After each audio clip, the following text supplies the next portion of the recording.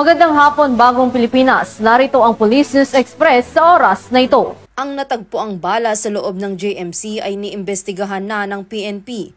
Ito ang binigyang linaw ng tagapagsalita ng Police Regional Office 11 sa kabila ng operasyon ng kapulisan sa KOJC compound. Aniya, hindi ito pwedeng ipagsantabi dahil sa posibleng banta sa seguridad at maaari itong gamiting ebidensya sa masusing pag-iimbestiga sa lugar. Ang natagpuang bala sa loob ng JMC ay bahagi ng ongoing investigation. Hindi pwedeng isantabi ang posibilidad ng security threat at mahalagang tingnan ito bilang ebidensya na dapat masusing imbestigahan.